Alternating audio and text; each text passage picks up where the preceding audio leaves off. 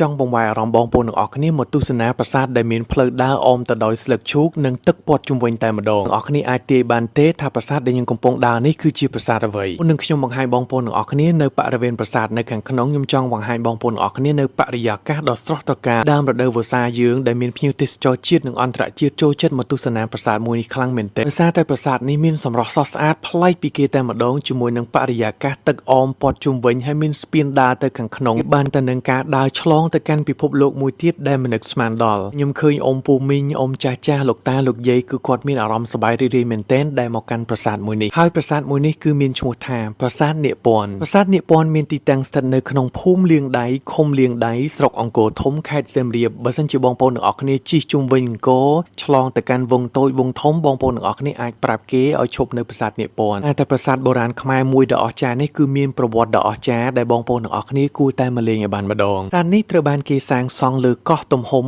355ម៉ែត្រ4ជ្រុងដែលមានស្រះសន្សំទឹកបរិសុទ្ធ4រៀបចំឲ្យមានសញ្ញាបូកជានិមិត្តរូបនៃសញ្ញាមន្ទីរពេទ្យដែលមានរូបចម្លាក់4ទិសសម្រាប់តំណាងឲ្យធាតុទាំង4ធាតុនោះបងប្អូនដឹងរួចមកហើយគឺមានធាតុទឹកដីភ្លើងខ្យល់រឿយៗប្រាសាទនាគពន្ធគឺជាកន្លែងដែលប្រជាជនបុរាណខ្មែរយើងបងប្អូនរស់នៅក្នុងតំបន់ចូលចិត្តមកធ្វើពិធីបន់ស្រន់សុំសុខសប្បាយនិងជាពិសេសបន់ស្រន់ឲ្យជាពីជំងឺទាំង4នៃប្រាសាទធាតុដីតំណាងឲ្យរូបចម្លាក់ក្បាលមនុស្សស្ថិតនៅទិសខាងកើតធាតុភ្លើងតំណាងឲ្យរូបចម្លាក់ក្បាលតោស្ថិតនៅទិសខាងត្បូងខ្យល់តំណាងឲ្យរូបចម្លាក់ក្បាលសេះស្ថិតនៅទិសខាងលិចហើយធាតុទឹកតំណាងឲ្យរូបចម្លាក់ក្បាលដំរីស្ថិតនៅទិសខាងជើងដោយសារតែរដូវវស្សាទឹកឡើងអញ្ចឹងហើយបងប្អូនអរគ្នាអត់អាចមើលឃើញរូបចម្លាក់នៅខាងក្រៅបានទេលិចផុតទៅឃើញតែក្បាលលឹមក្បាលសេះអញ្ចឹងបើសិនជាបងប្អូនទាំងអស់គ្នាមកនៅរដូវវស្សាប្រកាសជាឃើញរូបចម្លាក់ទាំង4នោះតែរូបចម្លាក់ទាំង4នោះបុព្វបុរសតាំងពីដូនតាយើងគឺគិតថាការផ្សំធាតុទាំង4ទឹកដីភ្លើងខ្យល់សត្វលោកមានជំងឺតែងតែបាត់បង់នៅធាតុណាមួយនៃធាតុទាំង4នៅពេលគេពិនិត្យឃើញថាខ្វះធាតុណាមួយនៃធាតុទាំង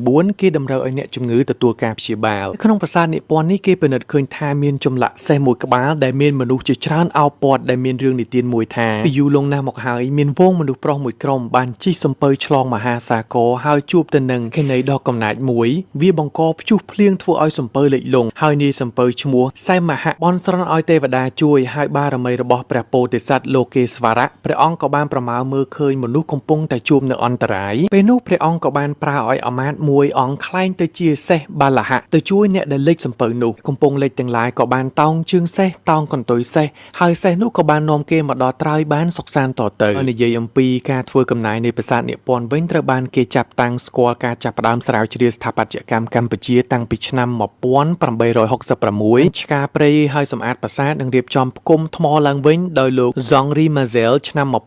1922ដល់ឆ្នាំ1924ហើយកាលពីមុនក៏មានដើមជ្រៃធំមួយដុះហុំព័ទ្ធជុំវិញប្រាង្គកណ្ដាលប៉ុន្តែត្រូវខ្យល់បក់វាយបំផ្លាញធ្វើឲ្យដួលក្នុងឆ្នាំ1935ហើយឆ្នាំ1911លោក Louis de la Jonquière បាននិយាយថាមានរូបសំណាកពីរប៉ុណ្ណោះដែលប្រទះឃើញនៅទីនោះគឺរូបក្បាលមនុស្សនៅបន្ទប់ខាងកើតនិងក្បាលដំរីនៅបន្ទប់ខាងជើងណែកឯរូបក្បាលសេះវិញគឺគេរកឃើញនៅឆ្នាំ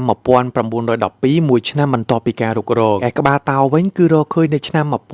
1922ខុសគ្នារហូតដល់10ឆ្នាំជាងឯណោះឃើញដោយលោក Jean-Henri Mazel ដែលធ្វើកំណាយទៅលោកក៏បានរកឃើញរូបមួយទៀតគឺរូបព្រះពោធិសត្វលោកេស្វរៈមកប្រាសាទនាគពន្ធនេះខ្ញុំរកអត់ឃើញដែរប្រហែលជារូបមួយនឹងអាចយកទៅដាក់នៅក្នុងសារមន្ទីរបើសិនជាពុកម៉ែបងប្អូនអរគ្នាដឹងថារូបព្រះពោធិសត្វលោកេស្វរៈដាក់កន្លែងណាចាំជួយខមមិនប្រាប់ខាងក្រោមផងពីលក្ខណៈទូទៅនៃប្រាសាទនាគពន្ធនេះឈ្មោះដើមថាប្រាសាទរាជស្រីត្រូវបានកសាងក្នុងរជ្ជកាលព្រះបាទជ័យវរ្ម័នទី7ចុងសតវត្សទី12តែត្រូវគេស្គាល់ជាទូទៅនិងហៅជាទូទៅថាជាប្រាសាទនាគពន្ធការបកស្រាយអំពីស្រះទឹកនិងប្រាសាទជាធាតុផ្គុំនៅប្រាសាទនាគពន្ធនេះបានបង្ហាញយ៉ាងច្បាស់ថានៅក្នុងសាលាច្រឹកជាបាលីសំស្ក្រឹតនៃប្រាសាទព្រះខ័នថាប្រាសាទនាគពន្ធនេះគឺជាកោះដ៏ប្រសើរឧត្តមឧត្តមនិងមានសោភ័ណភាពដោយសារស្រះទឹកសម្អាតដុសលាងជំរះកាយសាសនិកមកដល់ទីនេះហើយប្រើប្រាស់ទូកសម្រាប់ឆ្លងមហាសាគរនៃជីវិតអស្ចារ្យហ្មងមែនទែនអ្នកនរគ្នាសូម្បីតែអានក៏មានអារម្មណ៍ថា wow that's amazing នៅក្នុងផ្នែកមួយនៃអត្ថបទរបស់លោកជីតាខ្វាន់ដែលបានឲ្យដឹងថានៅទិសខាងជើងកំពែងនគរចម្ងាយប្រមាណ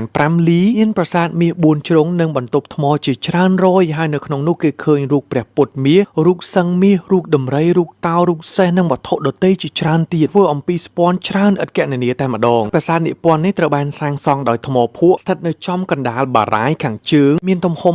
3,500 ម៉ែត្រគុណនឹង 900 ម៉ែត្រសប្តាហ៍ថ្ងៃនេះមានផ្លូវចេញចូលនៅទិសខាងជើងយោងតាមសិលាចារឹក K908 ប្រាសាទនិពន្ធនេះមានឈ្មោះដើមថារាជស្រីជាភាសាបាលីសំស្ក្រឹតឬក៏មកពីពាក្យថារាជបូកនឹងស្រីមានន័យថាវត្ថុជាមង្គលរបស់ស្ដេចដែលត្រូវបានស្ថាបនានៅក្នុងចុងសតវត្សទី12ក្នុងរជ្ជកាលព្រះបាទជ័យវរ្ម័នទី7ពួកអារម្មណ៍ខ្ញុំនៅពេលដែលខ្ញុំបានចូលមកដល់ប្រាសាទនិពន្ធខ្ញុំមានអារម្មណ៍ថ្មីប្លែកខុសពីប្រាសាទនានាពីព្រោះតាប្រាសាទនេះមានស្ពានដើរទៅជុំវិញគឺមានបរិយាកាសត្រជាក់ល្ហឹមតែម្ដងហើយបើសិនជាយើងមកពេលព្រឹកឃើញផ្កាឈូករីកស្រស់ត្រកាលស្អាតគួរឲ្យជាទីពេញចិត្តបងប្អូនទាំងអស់គ្នាដែលចូលចិត្តតាំងសមាធិនិងមកមើលបរិយាកាសតាមបែបមានទឹកមានអីអញ្ចឹងអាចមកលេងប្រាសាទនិពន្ធនេះបានបីកំសាន្តអារម្មណ៍ហើយការដើរចូលគឺមានលក្ខណៈប្លែកពីប្រាសាទផ្សេងៗដោយសារតែមិនសូវមានដើមឈើច្រើនទេពីព្រោះថាទឹកព័ទ្ធជុំវិញសងខាងតែម្ដងពួកគាត់តែងតែគិតថាការមកលេងប្រាសាទនិពន្ធនេះមានទឹកមានអីអញ្ចឹងហើយជាប្រាសាទដែលមានសញ្ញាអត្តសញ្ញាណពេទ្យអញ្ចឹងគឺជាកន្លែងដែលព្យាបាលជំងឺទៅខ្ញុំឃើញគេធ្វើពិធីច្រៀងគេធ្វើពិធីអុជ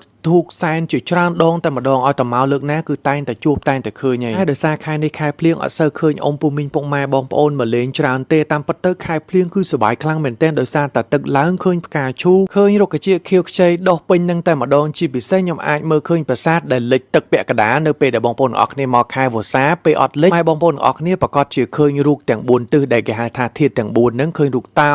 រូបសេះគឺអស្ចារ្យតែម្ដងបងប្អូនទាំងអស់គ្នាគឺយើងអត់ដែលបានឃើញទេមកខែវស្សាប្លែកមកខែប្រាំងក៏ប្លែកដែរបើសិន